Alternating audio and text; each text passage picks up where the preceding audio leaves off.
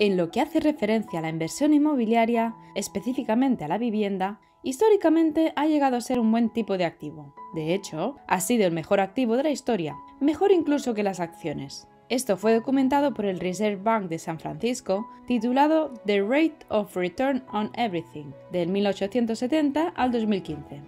Aunque históricamente la inversión inmobiliaria haya tenido muy buenos resultados, este tipo de inversión tiene características únicas que hacen que sea prácticamente inviable obtener la rentabilidad media de este tipo de activo para los inversores individuales. En este vídeo voy a contarte por qué invertir en el sector inmobiliario puede parecer una buena idea solo sobre el papel. Antes que nada, hay que tener en cuenta que la rentabilidad de este tipo de inversión incluye el incremento del precio del inmueble y los ingresos derivados del alquiler, siendo cada uno la mitad del total de la rentabilidad. Comprar una casa para vivir significa renunciar a la rentabilidad de los ingresos de alquiler. Invertir en tu propia casa no deriva en una gran rentabilidad, sino invertir en una propiedad destinada al alquiler.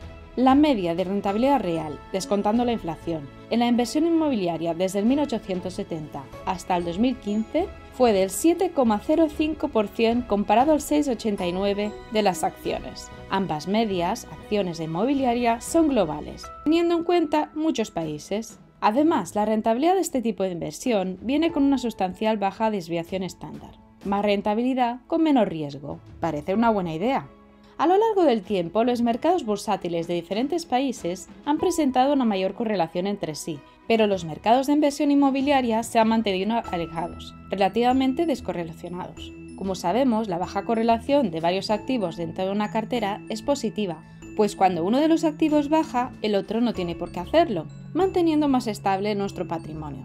Aunque pueda parecer bueno, hay algunas fisuras que empezarán a aparecer. La rentabilidad del 7,05% de este tipo de inversión significaba invertir en viviendas de todos los 16 países del estudio.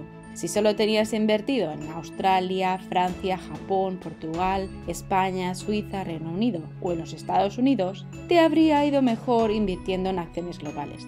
Por lo tanto, lo ideal sería diversificar en varios países o ciudades comprando muchas propiedades.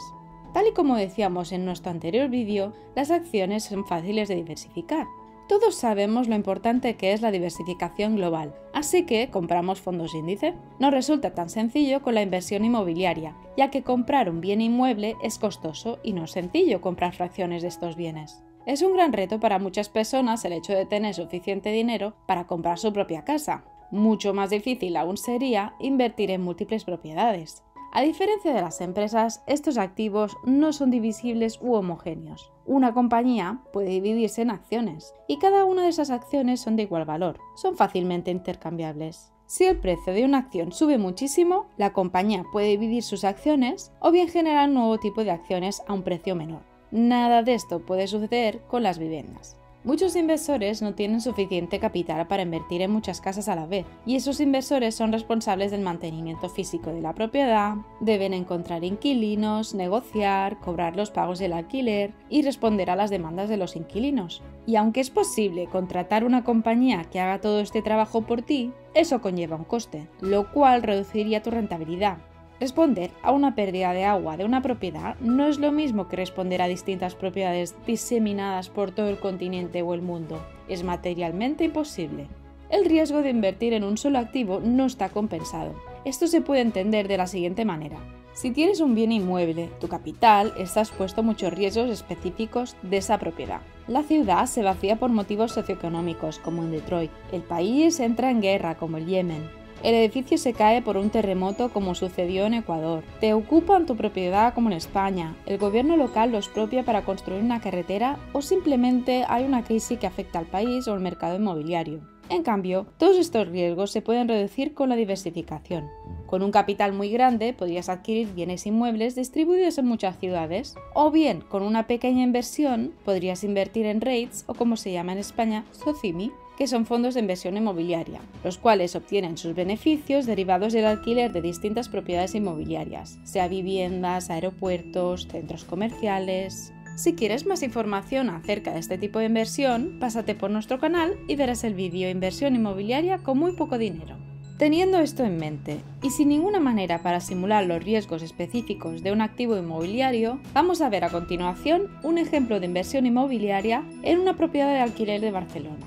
El precio medio de un piso de 50 metros cuadrados en el 2020 en Barcelona era de 200.000 euros. Asumiendo una entrada del 20% de 40.000 euros, además habría que pagar 22.000 euros más de impuestos y otros costes, un inversor podría comprar este tipo de propiedad con una inversión inicial de 62.000 euros. Una hipoteca a 25 años con 1,6% de interés le costaría unos 647 euros al mes. Podemos estimar los impuestos a un 1% anual, el mantenimiento también a 1% del valor inicial, aumentando año tras año por la inflación. Estos costes sumados al coste mensual resultarían unos 11.764 euros anuales, para empezar. Vamos a asumir que los intereses de las hipotecas se mantienen al 1,6%. Unos altos intereses podrían llegar a perjudicar la rentabilidad de este tipo de inversión. El alquiler medio del 2020 en Barcelona por un piso de 50 metros cuadrados fue de 705 euros mensuales. Vamos a darle beneficio de la duda al propietario, asumiendo que puede alquilarlo por 800 euros al mes, conllevando una pérdida de unos 180 euros mensuales. Esta pérdida se verá reducida con el tiempo, asumiendo que el pago de la hipoteca se mantiene en el mismo nivel, mientras que el alquiler aumenta con el 2% de la inflación anual y vamos a asumir que el valor del piso aumenta un porcentaje del 3% anual. Si restamos ese crecimiento del 3% con el 2% de la inflación, obtendremos una rentabilidad real del 1%. En un artículo del 2018 de Dimson, Marsh y Stanton, demostraron que el precio del sector inmobiliario superó la inflación por 1,3% desde el 1900 hasta el 2017. Vamos a asumir que, para nuestro ejemplo, el sector inmobiliario supera la inflación por 1% anual de media. Basándonos en esta hipótesis, este tipo de inversión obtendría una media anual del 7% después de 25 años, sin tener en cuenta los impuestos. En perspectiva, como acabamos de comentar, la inversión inmobiliaria supondría un 7,12% de media anual después de 25 años, y una cartera diversificada de fondos índice devolvería una media de 7% de rentabilidad anual, sin tener en cuenta los impuestos, por un periodo de 20 años hasta marzo del 2018. Si el propietario de esta vivienda tuviera un mes sin inquilinos cada 2 años, es decir, sin tener una completa ocupación durante 20 años, la media anual bajaría al 6,77%. Y si esa vivienda solo se puede alquilar por 700 euros y no 800, la media bajaría al 6,09%. Mientras que la rentabilidad esperada de esta simulación es competitiva con una cartera de inversión de acciones, la rentabilidad esperada debe ser considerada en el contexto de conocer los riesgos y características únicas de la inversión inmobiliaria. Si un inversor posee muchas propiedades en diversos continentes, podría ser razonable obtener la rentabilidad esperada, alrededor de un 7%. Pero si solo se pudiera poseer una propiedad, el riesgo puede fácilmente suponer una rentabilidad menor.